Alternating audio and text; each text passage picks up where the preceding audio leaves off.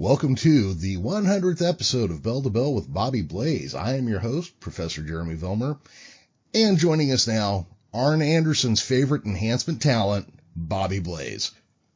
Hey, man, I'm sitting over here. I'm lubed up and dressed like a pirate. And Melanie, she's running around braless in a Tampa Bay jersey with her leggings on. And, man, let me tell you, it seems like I'm forgetting something. Oh, yes, our 100th episode, man, and I'm pumped for that. But let's go back to that, man. Can you believe I got put up by Arn Anderson on Ask Arn Anything? I'm stoked. That was fucking cool. That was really fucking cool. Yeah. I couldn't even imagine what that would be like unless somebody like Missy Hyatt said my name or something. Bobby, when you sent me that, and then I saw where people were hitting you on Twitter telling you that it went out as well. Now I have to tell you, I went and checked Cameo to see what Arn charged just to do a spot. I figured I'd get him to, get a voiceover from him. I just couldn't swing it this week. Otherwise, I would have popped the $100 to get him to do like a short bell to bell with Bobby Blaze thing. Oh, yeah. Yeah. No, I woke up and I had a couple of texts on my phone that someone had written me and said, Arn Anderson put you over on his podcast this morning. And I had those when I woke up. And then about an hour later, someone else texted me the same thing. And I had some, morning errands to do. And so I started it just on a regular podcast. And I usually listen to it on YouTube. And I just listen to, like, if they do a segment I like, I'll listen to it, and fast forward or what have you. Anyway, that day there, I came back in and said, okay, don't even look for it on your phone. Don't, I started to, and it's like, I don't know how many minutes it was in or whatever. It's around 44 if you want to know, people. But when I come home, I could do it on my YouTube. So I had an idea what they was talking about each segment, and I actually listened to the program. I really enjoyed it. And it was good to hear Bob Cook's name out there. I wrote him a personal message. And he said now he's a tremendous worker, according to Arn. Can he be on a show? And I said, we don't have that many guests, Bob, but I've always considered you. I put you on there. And then he mentioned George, who did he say there? South. George South and Mike Jackson, too. Yeah. So, but no, it was always a pleasure. Arn and he was my road agent many, many times. And I always had the utmost respect for Arn. And if anyone's listening, put out word to him that I said, big thanks for putting my name out there on this podcast. Like I told you, so many times he's said something little to me that's meant so much, just in the catering area or in the war room, and or down Universal. Just that little something that, that gets you over, that little motivational thing, do this, Bobby, what about this? And it was really a pleasure. And when I heard that's a straight shoot, man, that made me feel really good. A lot of times, I don't put myself over a lot, as you know, and even last week, which, by the way, Adam and Sean, thanks again for last week's filling in and helping on the Mid-South Memories. One of them had to goat me into, plugging my books there at the end of it. So anyway, I do appreciate that. It really did mean a lot to me. It made my day, man. I'm not going to lie. So, thank you. Yeah, I don't see why that wouldn't make your day. That's pretty fucking cool. I mean, that's, we're talking about Arn Anderson here, a man that many of us and our listeners just respect the hell out of. Probably, we're that group who puts him up there with like the greatest of all time, Oh, yeah. Yeah. All right. So we are going into episode 100. This month is February of 2021, making it Black History Month. Yes. Now, we did a Black History Month episode 2 years ago. Unfortunately, we lost our friend Tex before he had a chance to put those up on YouTube. Yeah. He was up to a couple, about 4 episodes behind that. It seemed like he had to stop putting the episodes up. But that is episode number 35. If you go back through the archives of the Bell to Bell Bobby Blaze. And we had some pretty good champions and gave a lot of recognition to our black athletes and black professional wrestlers, especially during that time during an episode rather. So we do honor our black athletes and our black leaders. This show here is, I think, probably more diverse than any other show you probably listen to. I think they appreciate the fact that we try to tell each other to be kind for each other. Not to change the subject, but Jeremy and myself have given out the national suicide hotline number before and stuff, because we do care, man. I was listening to an older podcast today, and one of them just said, it's like, we do appreciate the fans. We do care. We're just two guys that enjoy and love professional wrestling, and we enjoy talking about it. And that's just the way it came across. And several of our fans have either sent emails or DM saying, man, these are just two guys. You guys are just guys that really want to have a good time and not shit on everyone, and we've held to that pretty good, I think, Jeremy. I think so. I think we've definitely seen where people have commented on the fact that we never really, and okay, I get a little edgy here and there, but we never really shit on anybody. Right. Yeah. And I could go off on a lot of different things, and I choose to bite my tongue sometimes because I feel like it's not worth it, And there's certain guys that's names are never brought up in this podcast that I've worked with and stuff, and I figure there's enough people out there spreading enough trash talk on them or whatever. Yeah. They don't need my 2 cents, so I just won't mention someone's name for that particular reason, Well, I was gonna just real quick on that, like guys like your buddy Sean Waltman, X-Pac, gets a lot of fucking shit, but everybody you talk to who knows him tells you he's a good guy. Yeah. So it's just one of those things. Like, it's easy for people like me who are outside the business to have all these fucking opinions and blah, blah, blah, blah, blah, but we don't really know what we don't know, Yeah. Yeah. Yeah, he is a pretty good guy, actually.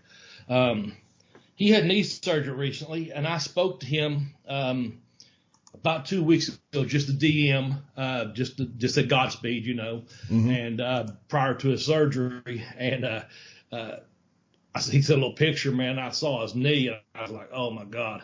I said, I've got that to look forward to. I've been putting off my left knee forever, but I don't know exactly what he had. I don't know if it's a total knee replacement or not. I know mine's just an MCL, and it's got to be repaired. I just don't know when. But the pictures he later posted, I thought, man, best of luck with that. I really do mean that. It was still swollen, of course, because it just come out of surgery, but I wish I hadn't seen that picture that day. But yeah, I stayed in touch with them and just, told him I hope that things go good. And it looked like they did. He's still out there at UCLA Medical Center as far as another couple of days.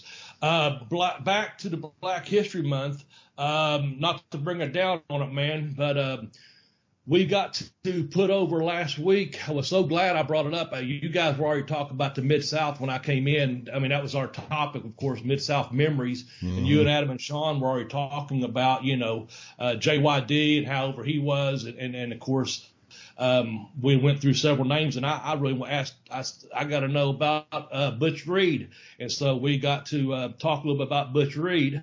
But sadly, we lost Butch Reed at the age of 66 just yesterday, I think it was, or a couple of days ago by the time you heard this podcast.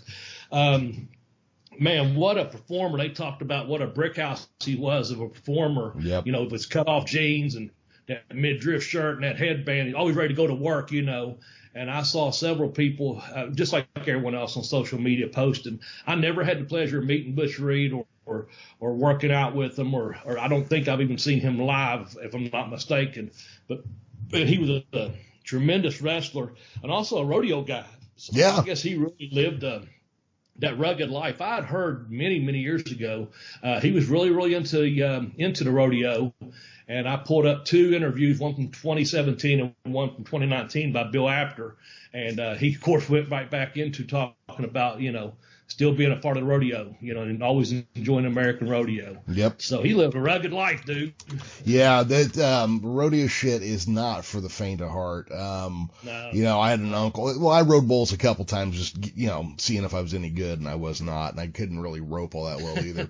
But my uncle was a guy who fucking tried every time he could to ride bulls, and like 6 weeks after a knee surgery, one time he was coming out of the chute, slammed his arm and his knee into the side rail as he came out. So he just went, as soon as that fucking bull danced, he went down, you know? Yeah. And that is some hard shit right there. So Butch Reed being a fucking man's man, you know, he wrestled, fucking football, fucking, you know, rodeo. Dude was all around hardcore badass. I mean, just plain and simple. Doubt, man. Yeah. Oh, man. I tell you, the best bull rider I ever saw, man, was that Deborah Ringer. Yeah, she was pretty good. She was pretty good, yeah. She was pretty good, man. Yeah. You know, in likeness of the situation, I had to throw it out there. You know, she could ride a bull pretty good. Yeah. She was something back in her day too, you know. Oh, absolutely, man. Yeah. Absolutely. One other death we want to pass on from the sports world, man. What a legend. He was United States gold medalist. Mm-hmm. I had forgotten. I think he served in the Marines for a little bit. But I know when I looked this up yesterday, I'm talking about Leon Spinks. He beat Muhammad Ali in, I think, 1978. Yep. Ali was about 36 or 37 at the time, but Spinks was 24. And I started thinking, I knew I was about 14 or 15 when that took place. And I was when I looked at that yesterday, some of the footage from that fight, and after reading, he had passed away, of course, I was going, man, I'm 14 years old. This guy's like 24. And, you know, you're throwing like that 10-year period, you know, it makes a difference in a guy's life. Here he had been in the Olympics, you know, been in the service and fighting for the world heavyweight title and beating who many consider the greatest fighter of all time, you know, greatest heavyweight of all time. And, of course, Ali did regain it from him, but none the matter. That fucking Leon Spinks had that big smile that there was no gap. It was a toothless, just that little split. It was a big ass gap there at that smile, man. And I think Leon, he even said it, you know, he got too much too soon after he turned pro. But he also proved that on any given night, any man can beat another man. Oh yeah. And man, he was you know, world heavyweight champion. So, but he passed away. Do you know his age, Jeremy? He was 60. He was 67 years old. I was going to say, I think there's your birthdays, you know, that's why I wasn't sure if he was 66 or 67, because I knew there was like a 10-year gap between him and I when I looked up that fight from 78 to how birthdays roll. So he was actually already 67. Well, let's see here. You know what? Let me look at the actual math. Yeah. The story I saw said his birthday is July 11th, 1953. And see, I'm June of 63. That's why that month lapsed there. That's why I was asking. Okay. Yeah. So he would be turning 58. Yeah. He was 67. 57. Yeah. 68. Yeah. I'm sorry. Yeah. 68. Okay. So we lost two good ones right there, man. At fairly young ages too. Yeah. That's what I was getting at. Yeah. Yeah. So also you had a question here for us. You want to read that question? Yeah. So this is just something that comes to mind from time to time, but because Butch Reed was in a great tag team with the great Ron Simmons. Right. Ron Simmons is often recognized as the first major black world champion, like of a major promotion. But was the WCW title really a major world championship at the time? I think so. You think so? I do. And I could be wrong, but I think so. But if memory serves me correctly, we talked about several other black heavyweight champions prior to Ron Simmons, but then they made Ron Simmons recognized as the world's first black major champion. I do, because of two things. They had they were still on the road a lot, so they got, you know, doing live events in arenas, so you could present that here's your champion. Okay. And also you had a major TV company behind them to where you could see him on TV each and every week, or at least each other couple of weeks, you know, as their champion. So my answer is yes, I think so. Okay. It wasn't just you know, some could say, I don't mean it's in any way disregarding the WCW, but you could say, well, WWF at the time, or WWE, they can rewrite their own history or what have you. You got the AWA and NWA and this and that, but you know, for Turner and World Championship Wrestling, I think it's recognized as a major world title. through WCW. What is your opinion? Well, I'm kind of curious about it because, I mean, it was a separate title it's not like it branched from the NWA title necessarily. They did a whole separate crowning of a champion while the NWA title was still out there, while they were still promoting it.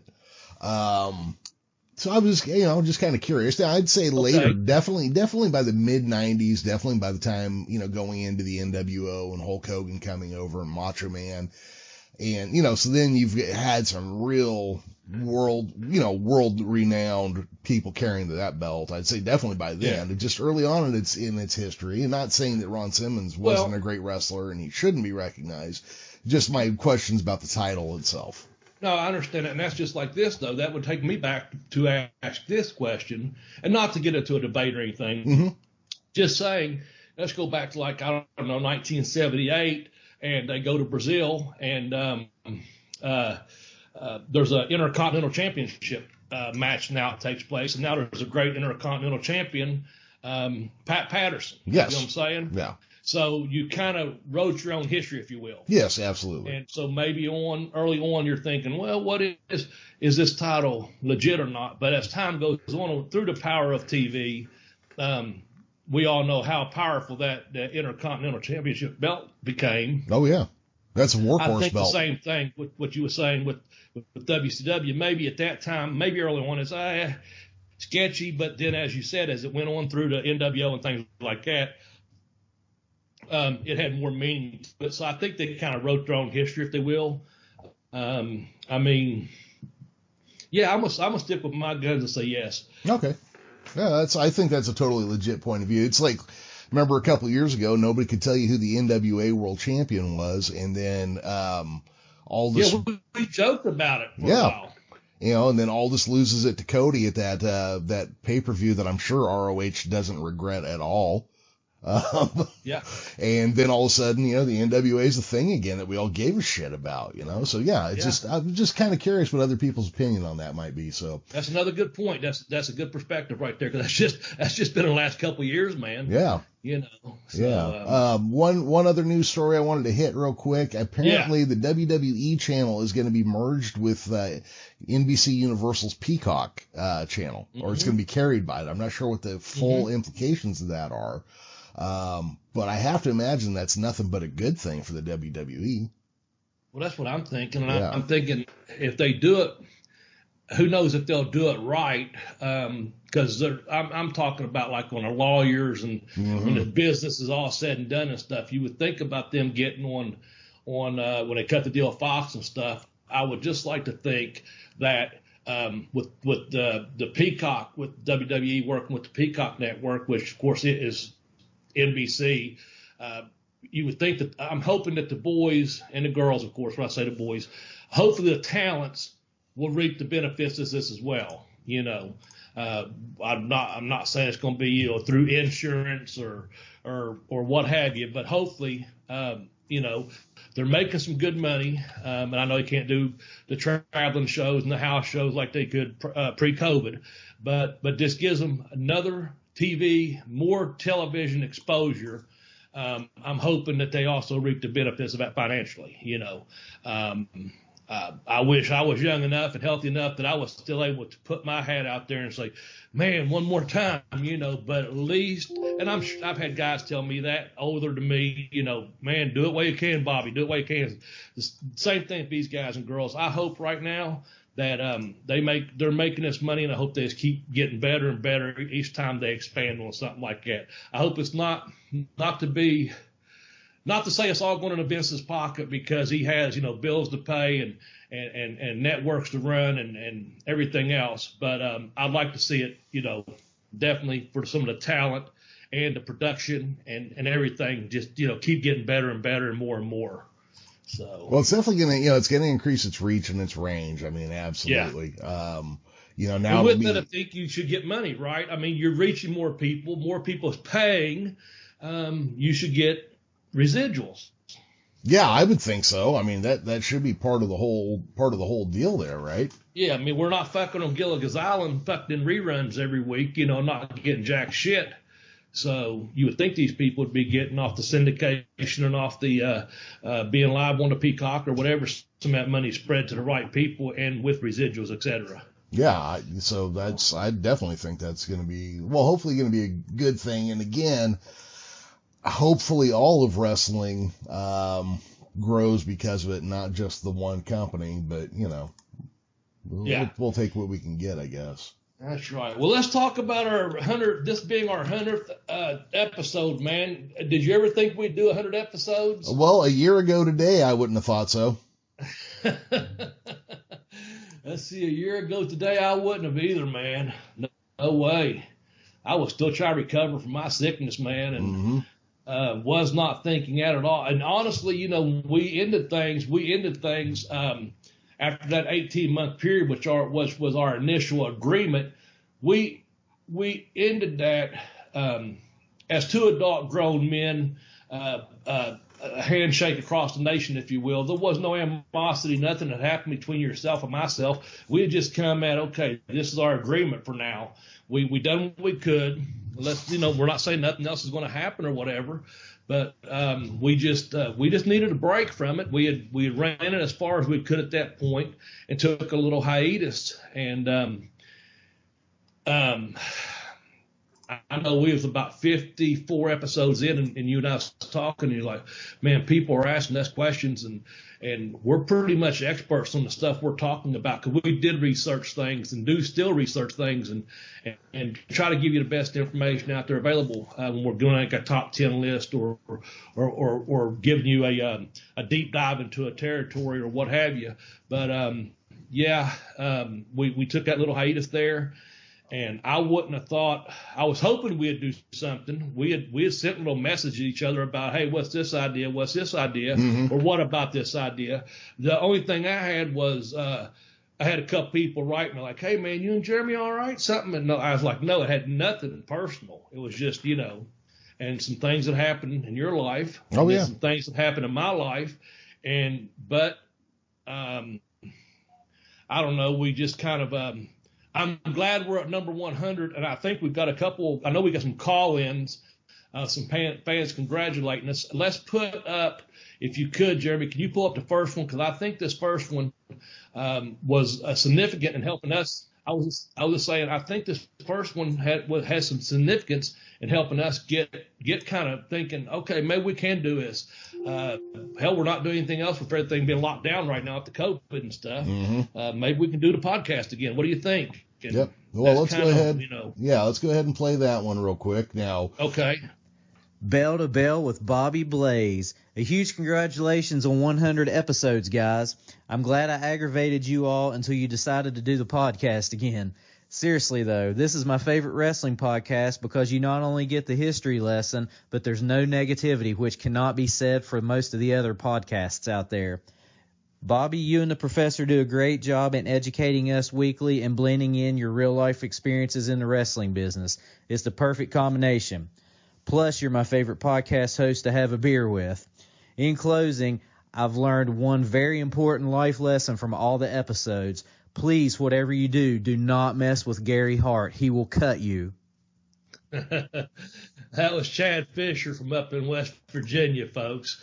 And, I won't say aggravated us, but he wrote several times, hey, man, when you going to have a podcast again? When you going to have a podcast again? And Chad's a pretty cool cat, man. I have to say so myself. Well, if I remember right, the one where he finally got us talking about it was like, oh, just do a reunion episode. Just do a reunion episode, you know. And I remember I texted you and I read that. I was like, well, we could do one, you know, like once a month or something, you know, and then since then we've gotten one out every fucking week. So I thought that too. And I thought, my second thought after it, and I think that's why we've gotten one up every week, is because we thought, what the fuck else are you doing? Mm-hmm. You're stuck at home. We're coast to coast here. Let's just pick out a time and get on the internet and let's do it, man. Let's start this thing back and see what the fuck happens. And, of course, you had some good research on some topics as you are starting to think about something else in regards to the podcast. Matter of fact, I know I recorded a couple of little segues for you or promos for you saying, looking who's the greatest champion and, just plugging it. So when it did go, you would have my voice on there. And but it all worked out, man. We're back together now and we're celebrating 100 episodes. Let's talk about, we're going to go with mine. I sent Jeremy a list. This is just my top 10. It doesn't have to be any special order, but we have them in order because this is the way I put them. And Jeremy agreed with them, and it's our podcast together. So my top 10 episodes that I picked, we'll start with number 1. Jeremy, you want to tell them what I put as number 10? Yeah, you've got season 6, episode 4's Turkeys Away, which I actually liked quite a bit myself. Man, we did that so good. We got stuck in like 1978, and we did the WKRP deal, dropping the turkey drop, and we just had fun with it. It was kind of like a wrap-up show for like I said, for just to get a show in over the holiday weekend, that weekend of Thanksgiving, and it ended up turning out to be a blast. And I had several people either DM me or text me. That said, man, I don't know how you all do it. That's funny, man. You are talented. You're more talented than what you think you are. Stuff like that, Mm-hmm. And I just think that's so cool. We had fun with that episode. We really did. Oh yeah, well, because we both have this love for old television, Yeah. And we're right within the spitting distance of each other's ages, so we grew up with the same stuff. So we have a lot of the same cultural references too. And WKRP, I think that episode of WKRP has to go down as one of the best episodes of a sitcom in history. Oh yeah. Yeah. Yeah. Yeah. Spot on, man. Spot on. So if you want that episode, it was Turkeys Away. It was season 6, episode 4. Go back and listen to it, man. It was a good time. Mm-hmm. And that comes in at number 10. I think also we've got another caller lined out. And again, bear with us on these callers, people. The professor, these have went through my either direct messages or text or through emails, or they've went directly to Jeremy in some points at some point, but most of them have been, they've come down the pike, so to say. So we're going to put them so we can react in real time instead of just going, oh yeah, and that was so-and-so. Yeah. This next one is Larry Horsley, if I'm not mistaken, the lawnmower man. That's it. Let's pull this one up real quick. Okay. Hey, Bobby. I just want to say congratulations to you and Jeremy on your 100th episode of Bell to Bell. I look forward to the show every week. If you like down-to-earth guys talking old school wrestling, this is the place. I look forward to many more myself. Congrats again, and thanks for the weekly entertainment. So thank you, Larry. That guy has a great, old school cowboy voice. Yeah, he's a great guy, Larry. And I mean that sincerely. I was hesitant to ask him if he'd willing to do it because I wasn't sure if he'd want to or not. He's a pretty modest guy, and I'm so glad when he sent me a message back and said he'd be glad to do it. And I appreciate the kind words, man. And he listens to several other podcasts, and he told me sometimes he'll store several up, of other people's because he likes to do it that way. That gives him the entertainment he needs while he's out doing his gig, man. And I think that's pretty cool. We got real listeners, but he also talks about, we're just two guys, like you said, dude. We love talking wrestling, and I would imagine Larry is probably in the same wheelhouse age-wise, probably right in between you and myself, I would imagine. And so he gets a lot of the references, the cultural references, and also he remembers a lot of the because I've talked to him, ran into him one day. I was out walking and ran into him and just wasn't planned or anything. No, we've had planned lunches together and stuff like that, but no, just one day we was walking and we just started talking wrestling, man, of all things, and we recalling angles and stuff. So I'd say, without asking his age, he's right in the same wheelhouse as we are as far as being a wrestling fan. And anyway, yeah. And I know he probably liked this next person on my list, number 9. I thought one of our favorite episodes, and I think it may be one of the bigger episodes since we have come back. I'm not sure if it still is. I know at one point it was one of the biggest episodes since we started back again, and that was our top 10 tribute to Terry Bam Bam Gordy, man. That was season 5, episode 3. Terry Bam Bam Gordy, man. We had fun with that one, man. That was a lot of fun. Yeah. Bill Mercer was mentioned on. Don't touch his band. Michael Hayes was like, don't touch his band. Oh, God, yeah. Mercer had to get near that band, man. Folks, if you followed us in the last few weeks, we've mentioned that probably more than anything. Do yourself a favor, go on YouTube and look up that fucking clip of Mercer wanting to interview Terry Gordy, and Gordy's in the van. You can't see him. And Michael Hayes is, I think, getting out to like stretch or have a drink. I'm not sure which. They're in some viaduct, underpass somewhere downtown Dallas, Fort Worth area. And Bill Mercer walks up, and it's just funny, man. It really is. And it's serious too, because they're talking about the angle they're involved in. So it's just the free birds being the free birds, man. It's pretty damn cool. Of course, we talk about other stuff too. It's a great bit, and it's somebody as like serious as Bill Mercer going into that. It just cracks me up, even just thinking about that scene. Because then Michael Hayes all like serious, like, oh, don't fuck with this van. And what was great about that episode was we actually got a retweet from Terry Gordy's daughter. Over That's right, Miranda. Yeah. And so that was really cool. And that's also where we came up with our Ray is the most Southern name ever theory. Yeah. Yeah. You're right, man. You're right. So, and things come out of nowhere sometimes. Because if you recall, we were working on another season, and you sent me a private text or DM, I'm not sure which. So when I say that, people, it's on my phone, one way or the other. Yeah. It could be an email, it could be a DM, or it could be a text, one or the other. Because some of you all have my phone number, some of you have my Twitter account, and some of you have my email. I don't know. So anyway, but I was sitting there working on something else when the DM popped up, and it just said, hey, how about Terry Gordy? And I wrote back, fuck yeah. Why don't we think of that before? I got so excited, because we knew whatever we was finishing up on that week, the very next one was going to be Terry Bam Bam Gordy. And I got like high from that, like, yeah, fuck yeah, man. We're going to go for it. Yeah, that was great. It was a lot of fun. I would say there's an argument to be made that, that might have been one of our best episodes, just as far as like digging into a topic that we know our listener base is really going to enjoy, that we're going to enjoy putting together, and that you guys would enjoy listening to. I think that there's an argument to be made for that one, because Bam Bam's a fucking legend. Bobby, so what did you learn about when Bam Bam tells you to fucking arm whip him? What do you do? I better fucking arm whip him. I know that. But you're Terry Bam Bam Gordy, man. Yeah. That's a reference to when I got to wrestle, myself, Robert Gibson was wrestling Tommy Rich and Terry Bam Bam Gordy down in Smoky Mountain. Right here's a good segue, Jeremy, to plug my books. Yeah. And that's in one of my books, Pin Me, Pay Me, Have Boots Will Travel.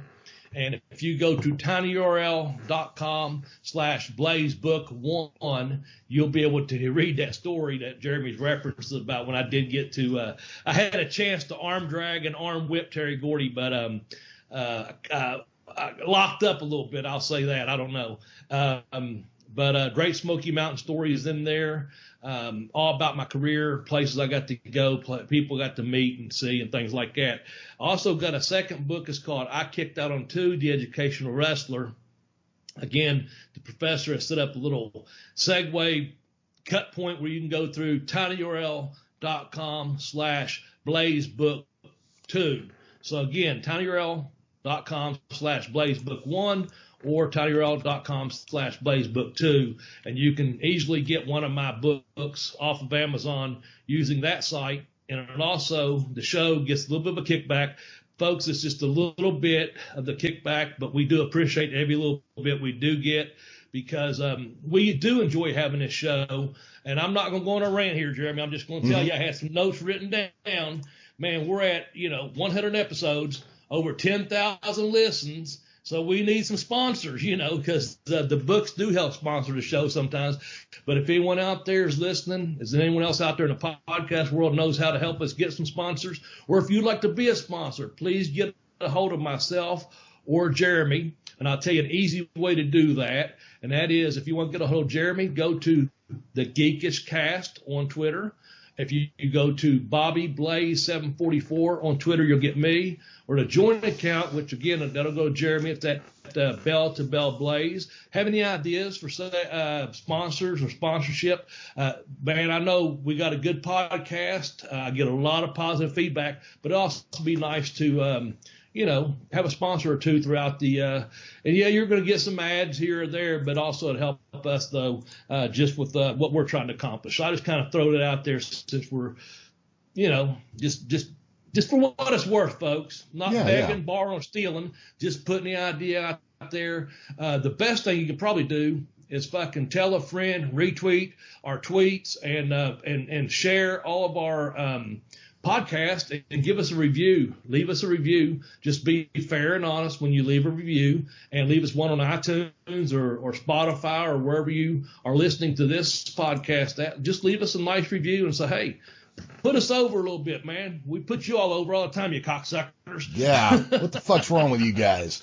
Come on, man. Yeah. See, get with it. What I didn't tell you, Bobby, is that so we host on Anchor. Anchor was bought by Spotify, so now all the numbers are different. It's harder to see certain things, but we're actually rounding up on 15,000 listens since we came back at this point.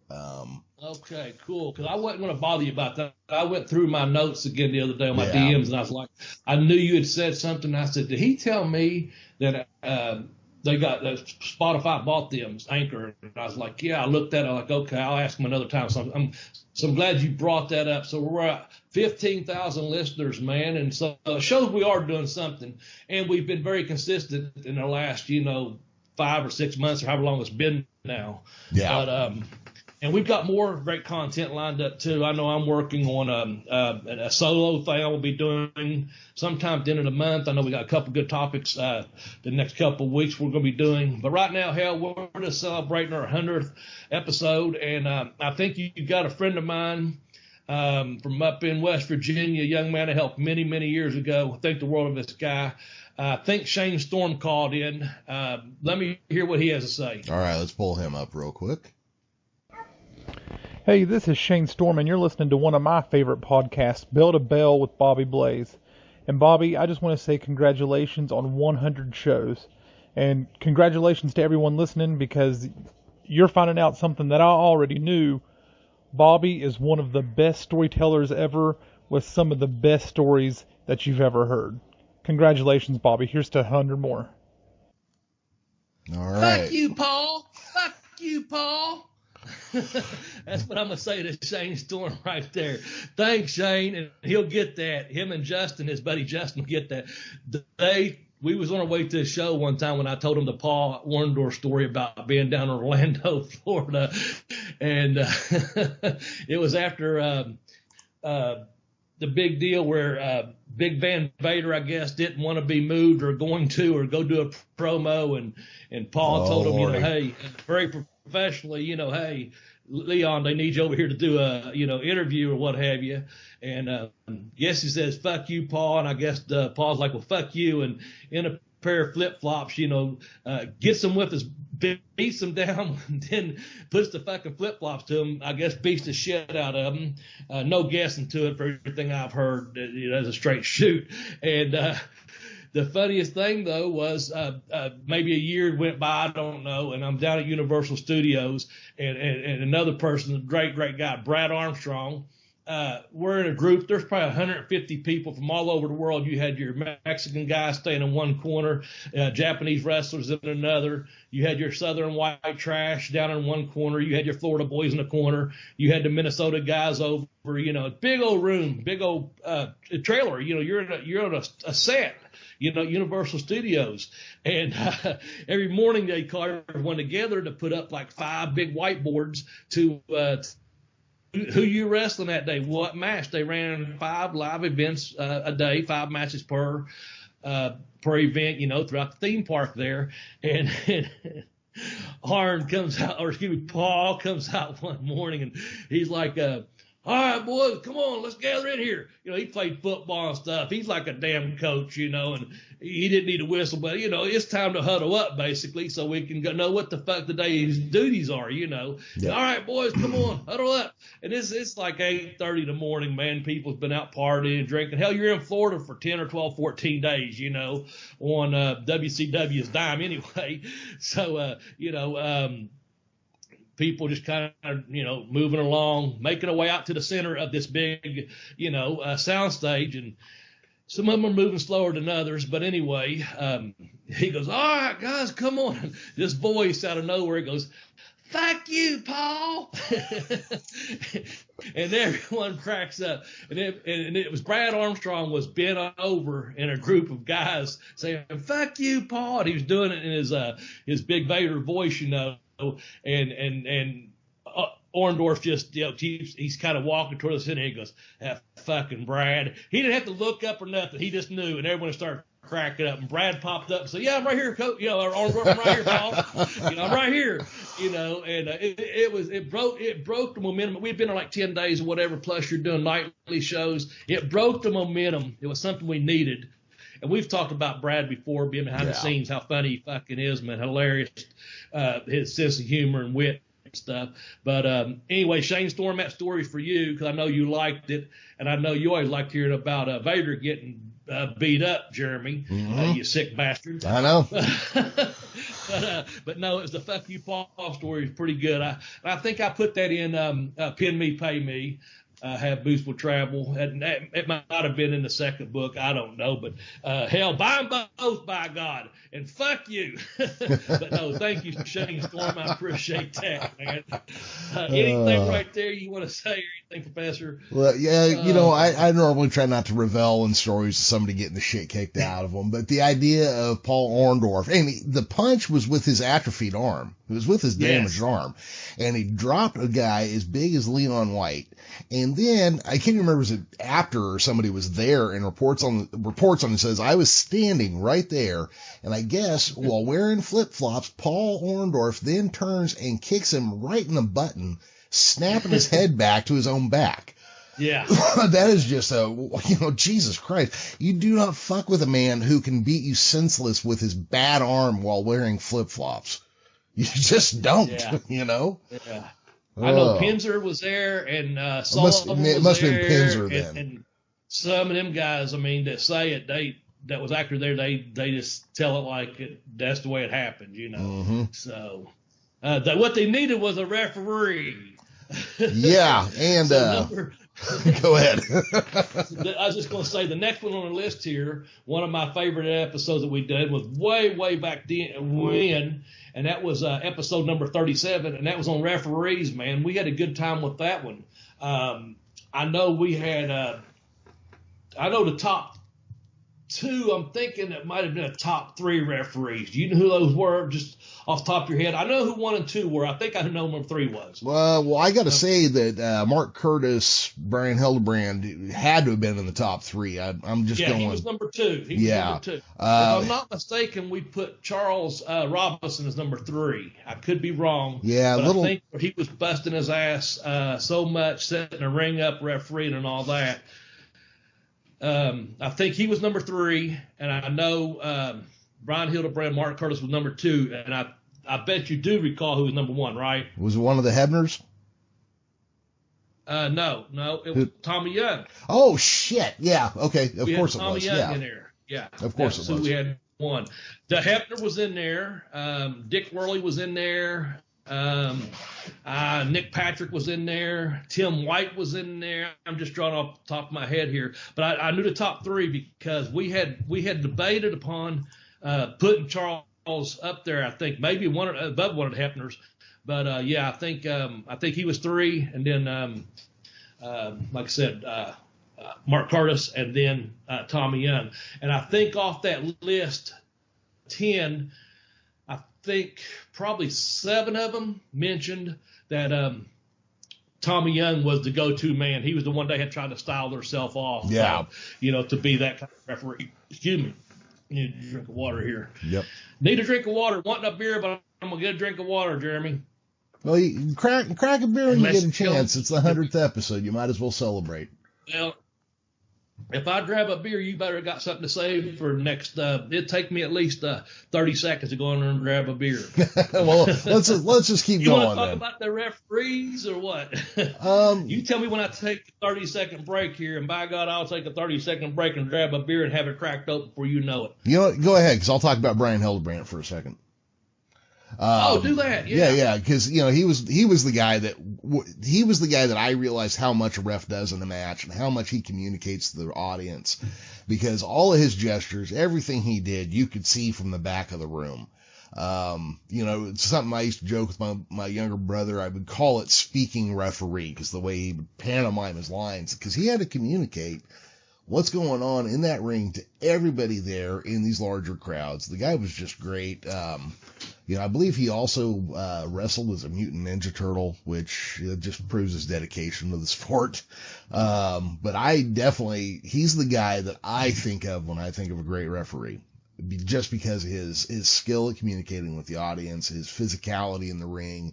Because you'll watch him, he'll like roll over a wrestler's back to like check a shoulder, then he'll roll the other way over the wrestler's back, check the other shoulder. Guy never quit moving. He was just great at his job. And Bobby, that was 30 seconds. And I'm back, and I'm telling you, I heard it. Mm-hmm. I think less than 30 seconds. Mark Curtis, I tell you what, man, we had it down to where we worked so much together. I knew that if I was going to kick out on two, it was going to be about 2 3/4. He could get his hands so close, timing-wise, that I would barely kick out. And he was always a pleasure to work with and be in a ring with. So, referees. Episode number 37. And I told Jeremy fans, wrestling fans out there listening today, just so you know, we're celebrating our 100th episode today. And I told Jeremy before we went on, I'm probably going to have a beer during this episode. So, also Super Bowl Sunday, and Melanie got these leggings on and going braless in her Tampa Bay jersey. I'm getting lubed up, man. I think I'll dress as a pirate later on. I don't know. I could be a chief. I don't know. Maybe either one. I just hope it's a damn good game, because by the time you all hear this, the game will be over with anyway. Yeah. But let's cheer for the cheerleaders. All right, here. Always do. So yeah. Next up, do we have someone calling in? Yes. Here's the problem with it. This guy here, the problem with this guy is he's got like 19 different kayfabe names that you got to worry about when trying to find his fucking email. But 100 episodes. Congratulations, Bobby. Congratulations, Jeremy. Thank you all for the hours of education, the hours of entertainment, and the hours and hours of talking about professional wrestling. And as much as I love sports entertainment, there is nothing like professional wrestling. Thank you all. You have a listener for life in me, and here's to 100 more. Thanks, guys. I was going to say, it sounded like he may have been calling in from a barrel. Yeah, a little bit. Sports and that other word. Just leave his ass in that barrel. Okay. Bury him. If he's got the upcoming matches with anyone in the surrounding areas, give me a heads up. And if this COVID fucking thing's lifted, as big a supporter as I have been of Casey King, and I'm going to continue to be, I do want to go and watch and see if someone's going to feed his ass or not for the Appalachian Dream. Someone's going to give you an extra whack for using them hot Tui Sports Center. Coming on our show talking like that. Unbelievable. Yeah, but we do appreciate you calling in. But straighten up that language, man. Yeah. Damn. Do you kiss your grandmother with that mouth? Good God. I hope not. I don't know. He's from Kentucky. He's like me. He probably does. Or has. Probably has at least a cousin. I don't know. At least a cousin, yeah.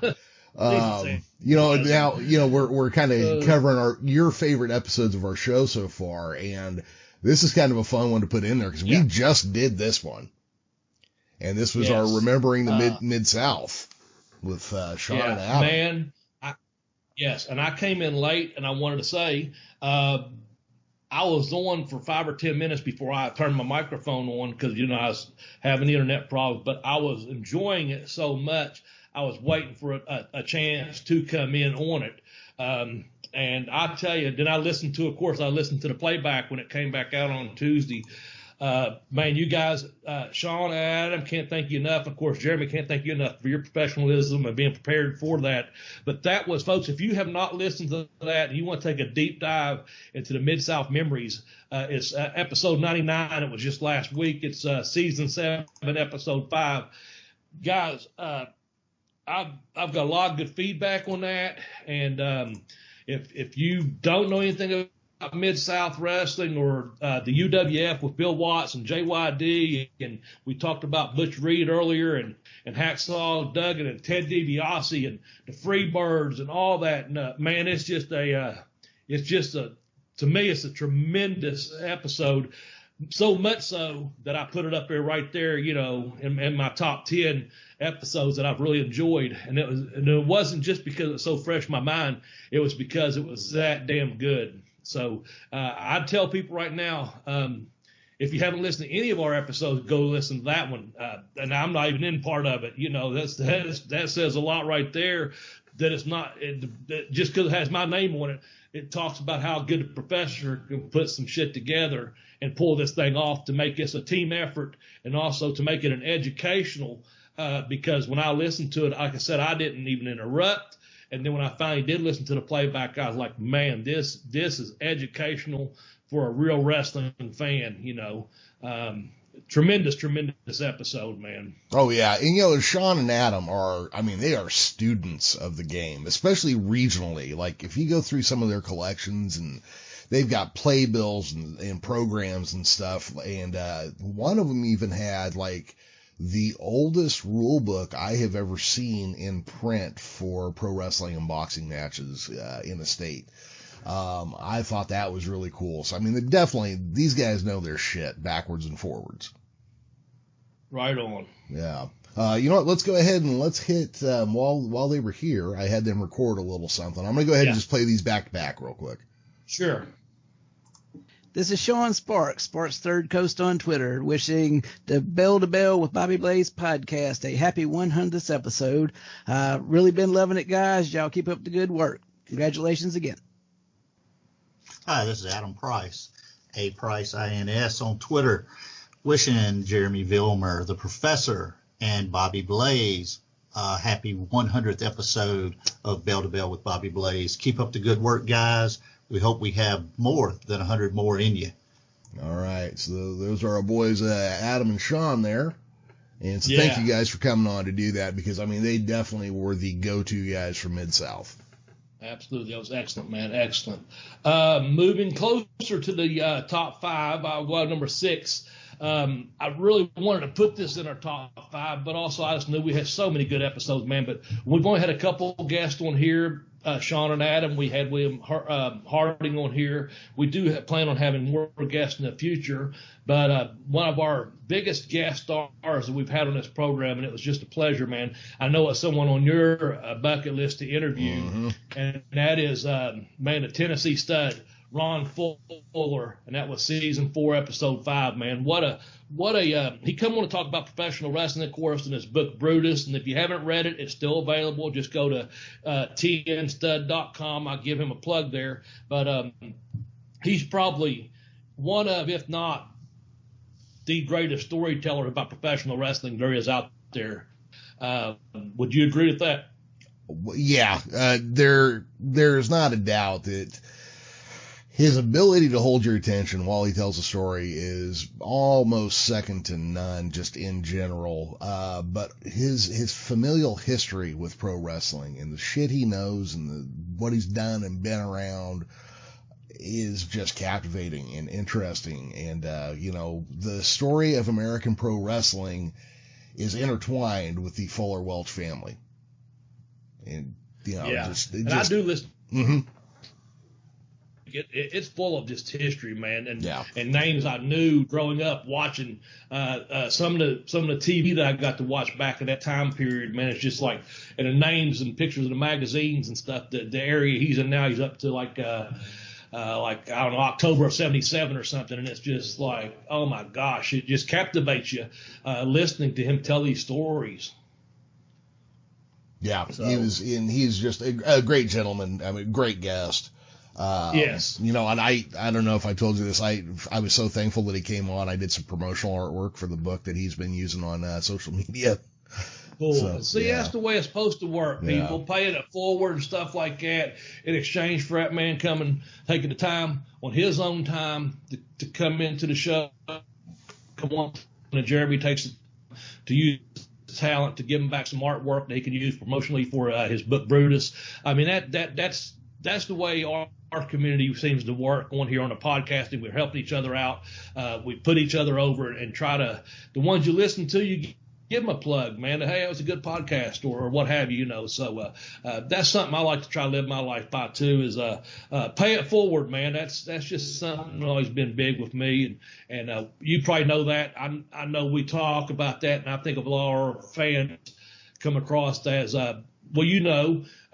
Sparks that sent you, like you sent me some pictures of the Superdome way back when we done our Superdome special and things like that, just little things like that. The Olympic Auditorium taking the time to send us some different pictures back in the day. Yeah. We did the Olympic Auditorium out there in LA at time. That was just so cool that they took the time to be recognized and say, hey, even Miranda Gordy saying, hey man, thanks, thanks for remembering my dad. That's the way it should work. That's why I encourage everyone to be kind to each other and help each other on Twitter. Again, Jeremy is at the Geekish Cast. I'm at Bobby Blaze 744, or hit us up the Bell to Bell Blaze podcast, Bell to Bell Blaze on Twitter as well. That's the way it should work, man. We try to have a good time here, and I think we had another call in here from someone I'm familiar with. I don't know. Were you familiar with this guy? I was not 100%. I mean, I've heard the name before, I'm sure, but let's grab him real quick. Okay. Hello, all you Bell to Bell with Bobby Blaze fans. This is Kenny Wynn. I want to say congratulations to Jeremy, the professor, and you, Bobby Blaze, on reaching 100 episodes. I'm proud of you guys. I enjoy the show. I especially enjoy Jeremy doing his top 10 list because I know the professor can't count the 21 unless he's butt naked. And Bobby Blaze, you've always been one of my favorites.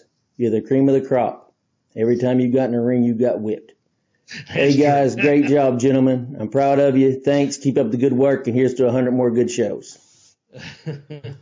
Yeah, Kenny Wynn there, folks. Oh, man. He's right up there with Willie B. Hurt, I think. I think so. Yeah. It's funny because I feel like every time I see regional talent go into a national promotion, I hear that name, I think. Yeah. Oh. One of my favorites. This may be. I'll just say this. I'll say it, then you tell me what you said before we went on the air. Okay. Okay. This is going to come in at number 5, I think, right? Yeah. And it's Gary Hart. Gary Hart is the devil. That was the title of it. It was season 6, episode 1. Gary Hart is a devil. And we had a hell of a time doing that podcast, man. We went deep dive into Gary Hart. Yeah. And so what did you tell me? I put it in the top 5, but what did you tell me? Oh, I think you can make an argument that was our best show ever. Yeah. I think there's a really strong argument to be made that was our best show ever. Yeah. A lot of feedback on that, Marion.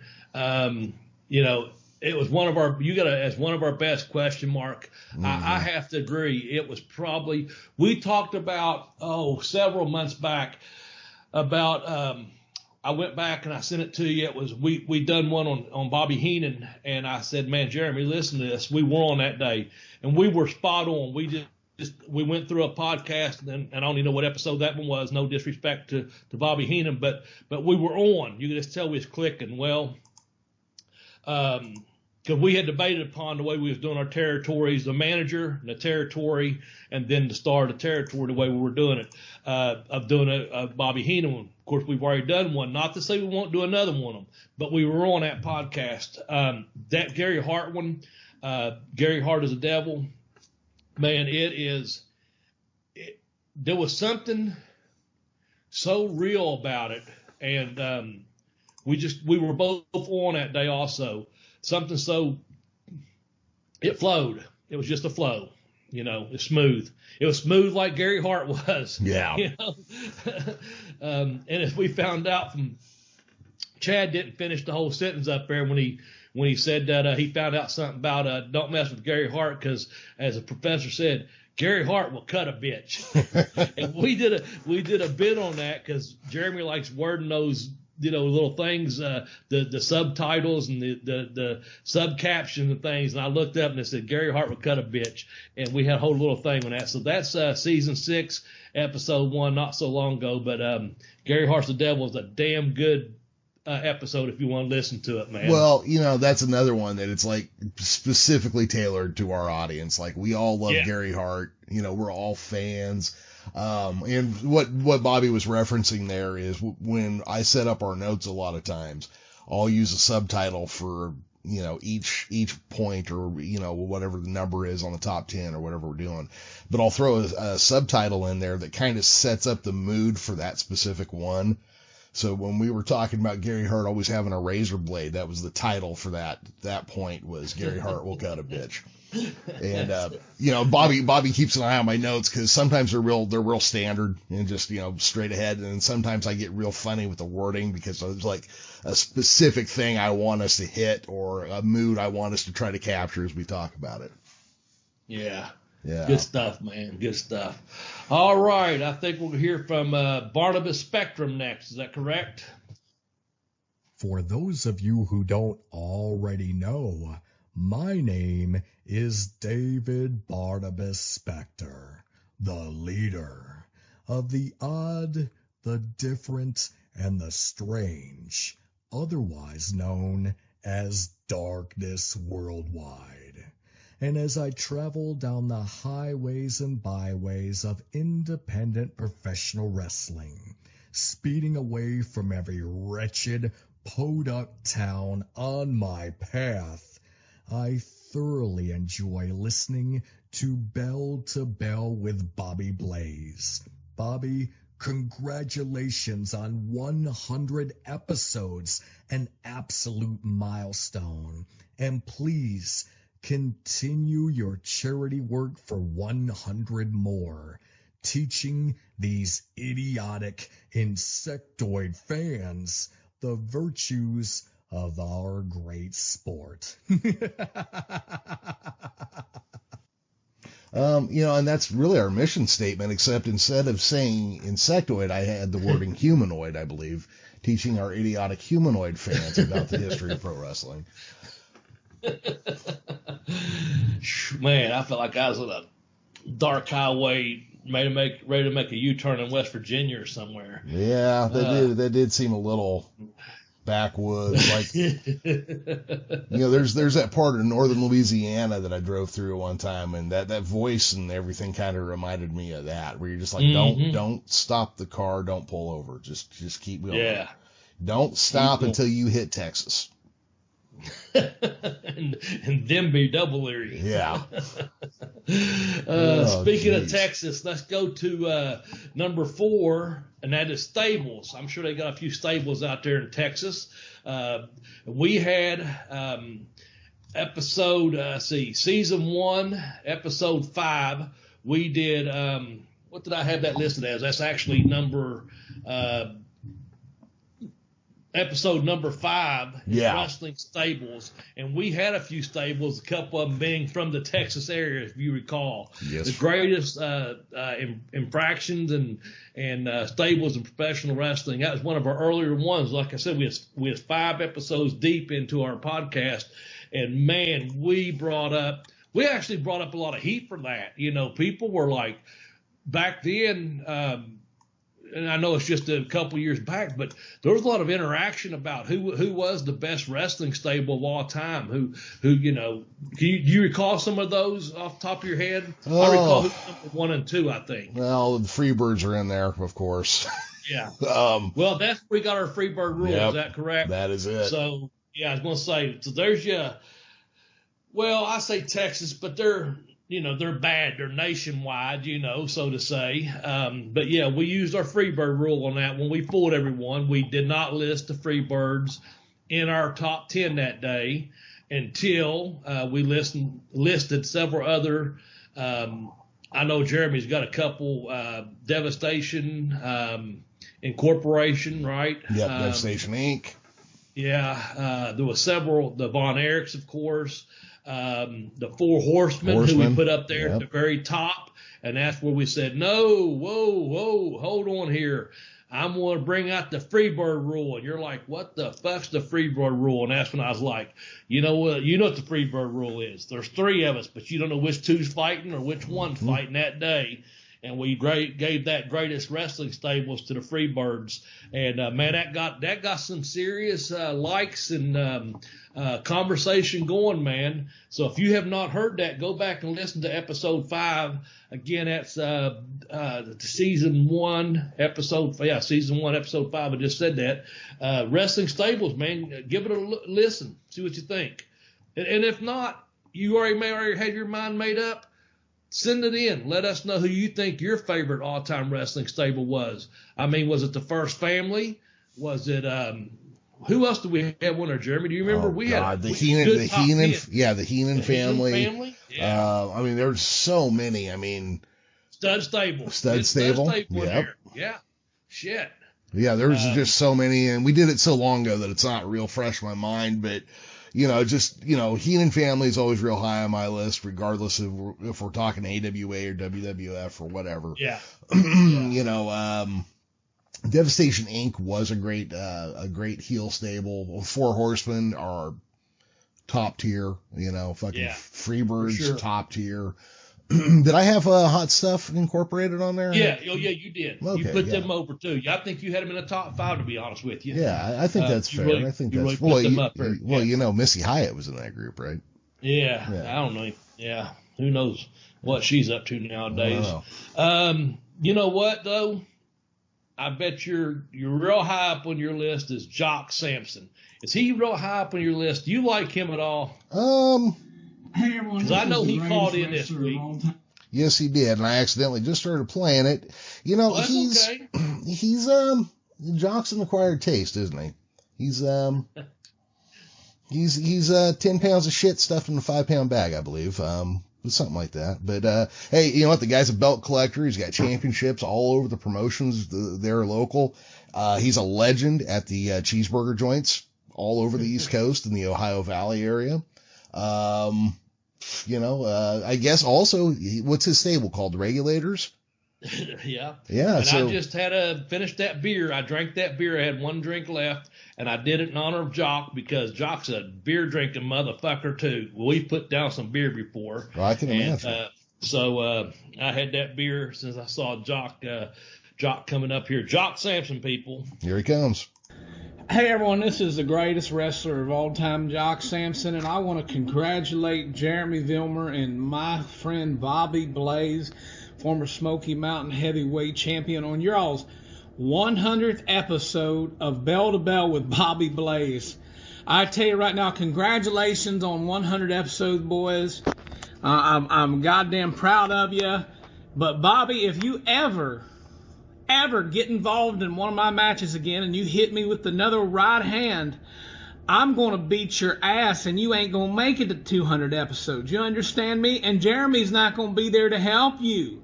So, Bobby Blaze, enjoy it while you can and stay out of my business. Well, Bobby, better start working on your left-hand shots.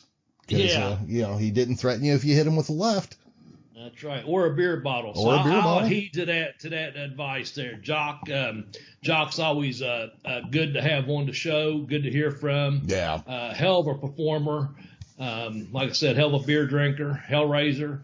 But thanks, Jock, for calling that in. And by God, next time I do think I hit you, I don't ever want to hit you. I love you too much. But if I did, it'd be with a fucking beer bottle just out of respect, you cocksucker. I think that's the way to handle it. All bullshit aside for a second here, Jock. Yeah. He is a dude who works on his character. Yes, he is. He is. I mean, fuck. I've talked to him on the phone and stuff, and he's still in character when he does either that or he just doesn't like me.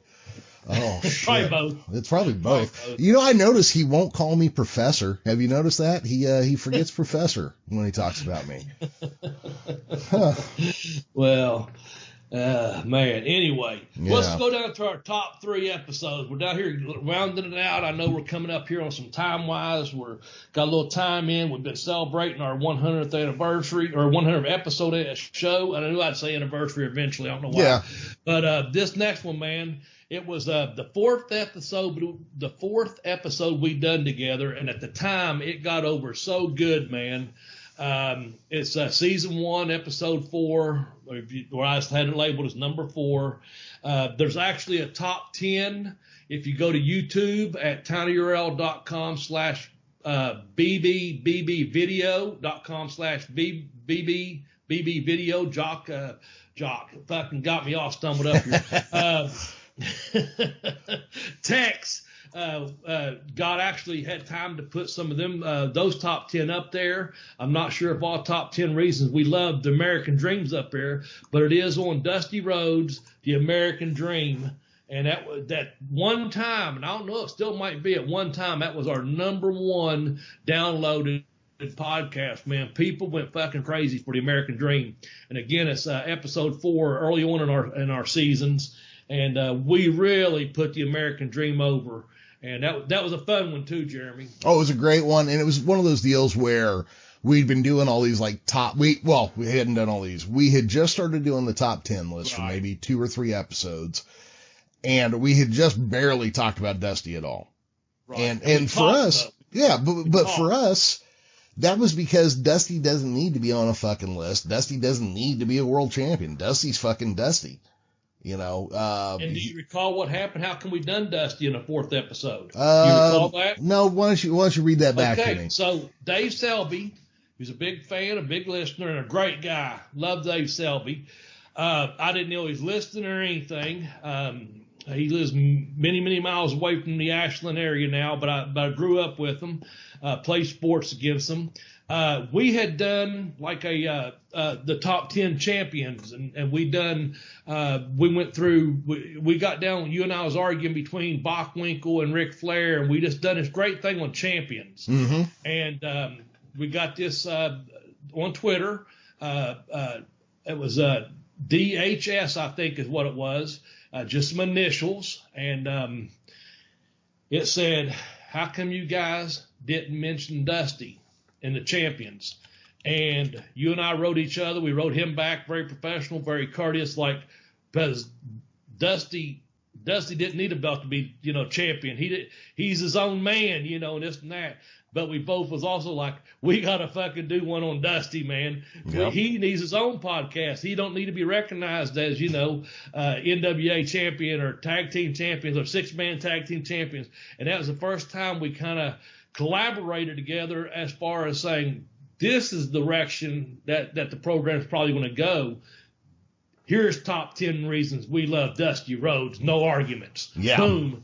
And we clicked, we were clicking some then, but we really clicked on that one. That was, again, episode 4. And, man, it just got over with everyone. But that's why, because a listener, just like Chad from West Virginia, wrote in. Several other people have given us ideas. Jeff gave us an idea before about enhancement talent. Different people has given us different ideas. But early on, D. Selby wrote in and said, how about Dusty, man? You all left him off the list. And we was like, we left him off the list for a reason. He's his own list. Yeah. Which made us go, we need to do a fucking Dusty list. And so that's what happened on that one. Great episode, though. It was a great episode. We'll never really know how many people listened to that because that was on our old host, so those numbers didn't transfer when we took our hiatus.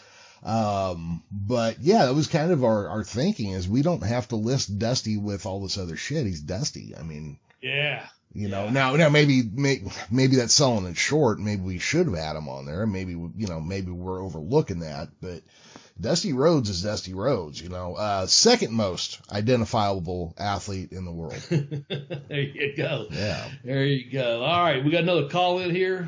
We do. Let's hear from our boys over at Wide Men Can't Jump, Nate and the Tim Dombrova.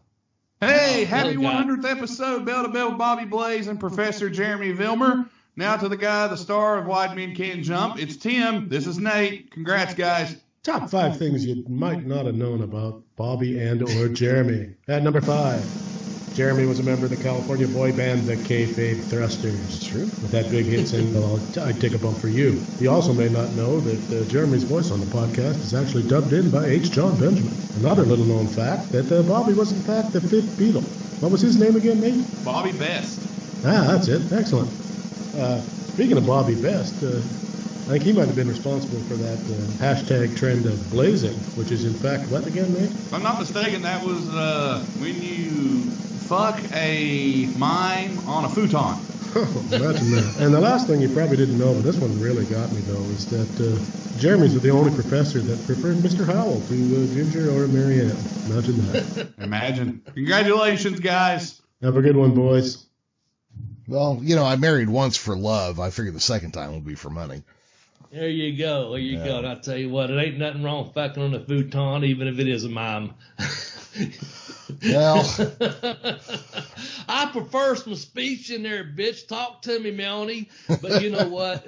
If it's a mime, if they just lay there, get your nut and get off. You know, you're already fucking the futon. How much lower can it get? As long as they don't start doing that walking against the wind shit, you know. Yeah. All right, man. Thank you guys very much from Wide Men Can't Jump. If you haven't checked out their podcast, you need to. They do basketball right now. They're in the middle of basketball. They do sports. They do a couple podcasts a week, and pretty good guys. I know they got TR Shock calls into them sometimes also, or works with them sometimes, I should say. I've been a guest in their program before, and they're just a good group of dudes. Yeah. Anyway, let's move on. Number 2. This was a fun one. This is the one I watched this morning, actually. It's on YouTube, tinyurl.com/BB video. It was episode number 38, which would be, you know, season 138, depending on how you look it up there. But on YouTube, it'll just be the Bell to Bell Bobby Blaze tag teams. And, man, we went through the tag teams on there, and we had a really good time. I think Tex and Jeremy and myself, we already knew before we lined up 10, we knew who our top number 1 tag team was going to be. And there's some good ones on there, man. Any comments on that, Professor? Where did the Killer Bees come in at?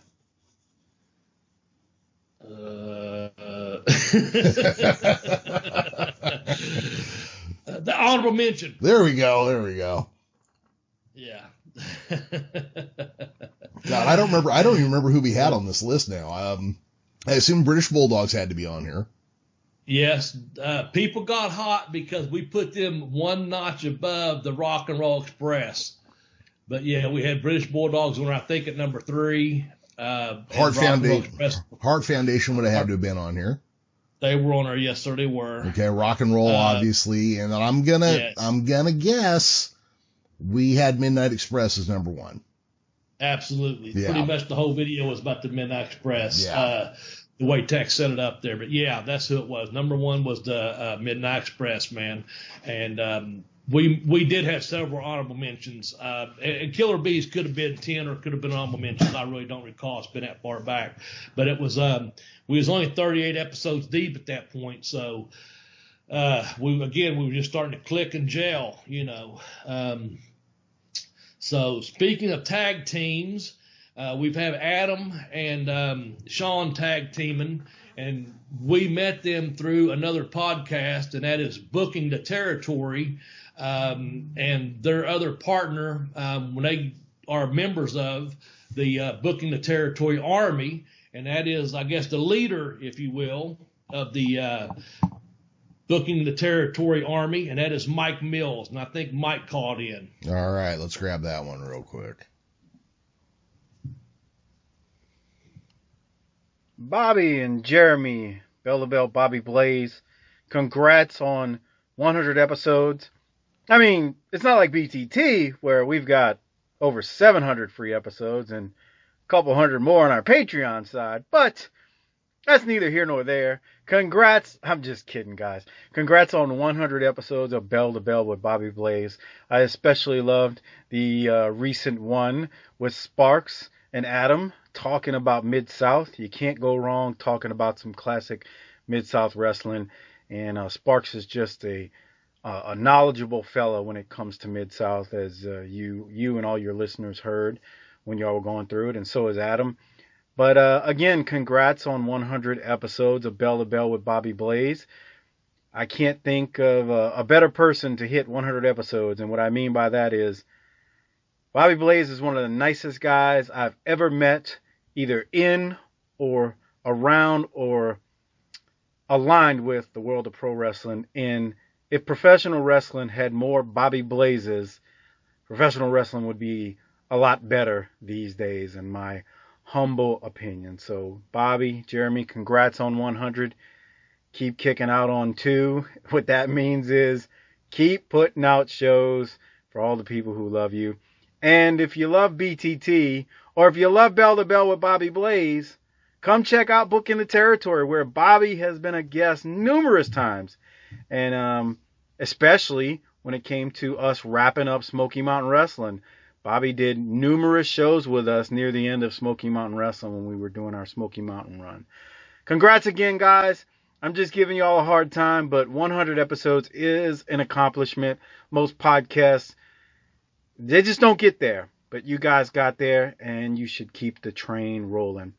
Thanks again. Love you, fellas. Take care, and book it. And that was our pal Mike Mills. Book it, bitch. Yeah, he was paraphrasing Jim Cornette too, you know. Yeah. Oh yeah. Yeah. I caught that. Yeah. And I appreciate that very much. And Mike is a good dude. And that program is a very good program. They do a lot of WCW right now, the NWA Saturday night stuff. I got to Doc and Harper are on that show as well.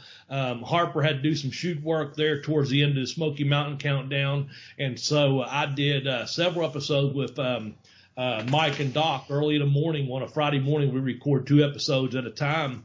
I did that several times right towards the closing of Smoky Mountain as they was finishing up that podcast. But if you ever get a chance, go over and listen to Booking the Territory. Good guys. Good. The most unprofessional podcast out there, as they say, but it's a pretty damn good one. So thank you, Mike, for that. Jeremy, we got one more. Our number one, what I like doing, this was one of our best ones. You said, kind of paraphrasing Jim Cornette there, who's one of the greatest wrestling managers of all time, if not the greatest wrestling manager of all time, because that podcast was number 12, and you and I got into a little bit of a heat as it went off the air, and people thought it was a shoot. But we did the greatest managers of all time, and there's some great managers out there. I mean, we've already talked about Gary Hart here just on this podcast. Of course, we brought up Jimmy Hart on another podcast, and during our managers thing, we brought J.J. Dillon. But also it came down to Jim Cornette and Bobby Heenan, and we knew where we all stood at that one. We know who the greatest manager of all time was, and we took it off the air with my former boss and personal friend, someone I have a lot of deep respect for, and that was Jim Cornette. Can't say enough good things about Jimmy, and I appreciate that. But you went off the air saying, "It's Bobby it's Bobby Heenan, and of course we know it's Bobby Heenan was the greatest manager of all time. But we had a fun time with that podcast, and that's why it's my number one. Yep. If you ever want to go back and listen to it, it's listed as number 12, or like I said, season 1, episode 12. If you go back and listen to any of these, that's a good one to start with too, because again, it's one of those things like you said there, and if you look at them numbers, that's number 12. Tag team was 38, but Dusty was number 4. That's when we really kind of started gelling together on the top 10 list. And there's some good older podcasts out there, man, that we done together. And to reach the 100 episode, I need to say a lot of people have helped us. Bless Tex Johnston, he came on board just as a fan and wanted to help the best way he could, and he got us some YouTube footage and some graphics at cheap graphics, he called it. I think it was Cheap Pete Graphics. Been a lot of good fans. All the people that called in today, thanks for listening to the program and calling in.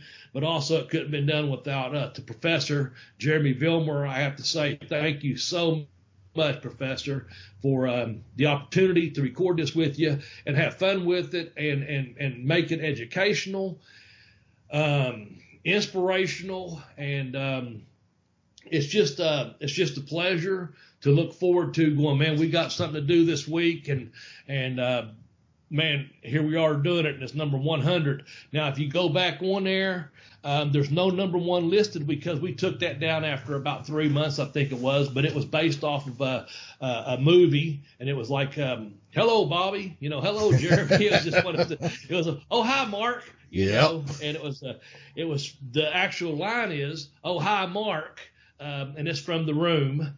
And Jeremy and I connected on that, but the way we were kind of playing around with it was with each other was like Mark. Oh, hi, Mark, calling each other Marks, like we kind of marked out for the wrestling business together on the podcast, so we said, this is what we'll put together. Well, like 3 or 4, I think, in a can, but we had talked enough that, we've got those 3 or 4 in the can, maybe 3, because that'd be 4, be Dusty one. But anyway, we played around with it, and we weren't trying to be Marks, but we were like, oh, hi, Mark, and we had fun with it, man. And here it is 100 episodes later. And I can't thank you enough, man. I appreciate it. I appreciate you and wrestling fans out there. I appreciate you tuning in. Anything, Jeremy? Jump right in here, man. Yeah, I mean, thank you, obviously, Bobby, for, agreeing to do the show in the first place and then agreeing to come back to it after a little break there. You always bring an interesting insider point of view.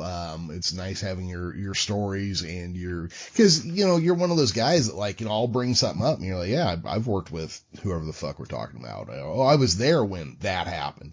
And it's cool having that kind of insider point of view that a lot of us wouldn't normally get. So thank you for, allowing us to hear these stories and be there.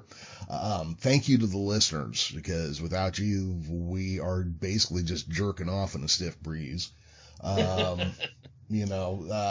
you to everybody who has made pro wrestling such a fun, interesting, and historical thing for us to talk about. Jim Cornette is a great manager, but Bobby Heenan was the greatest. Well, I think that's, what I did want to say real quick.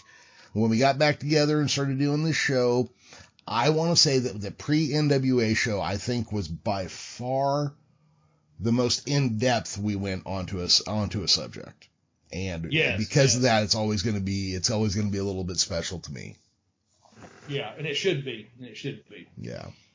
So that is one where you put that together very good. Yeah. Yeah, we went fucking deep on that one. Yeah, we did. And with that said, man, we went a little bit longer than what we normally do, but we did so with the help of several call-in callers and call-in fans, rather, what have you. Thank you for staying with us this long, literally time-wise for the hour and a half today, and also the 100 episodes.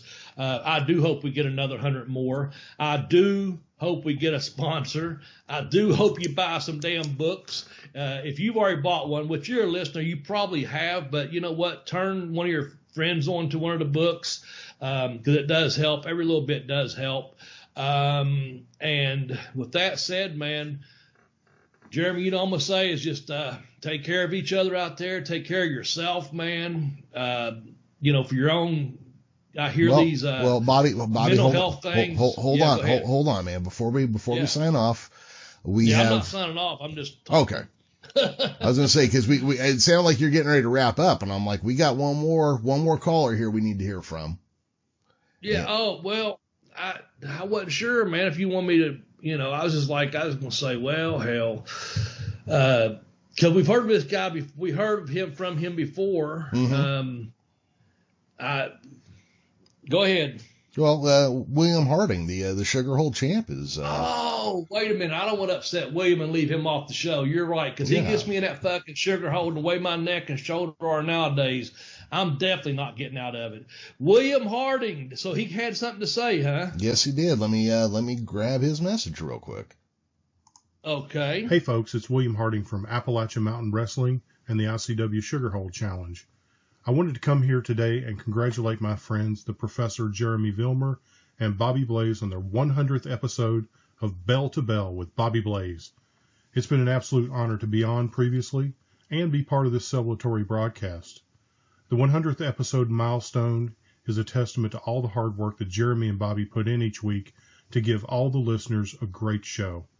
With this being such an amazing event, I reached out to someone that we are all fans of to say a few words about what a great day this is. And with that being said, I'm going to turn it over to her. Hey, this is Missy Hyatt, the First Lady of Wrestling.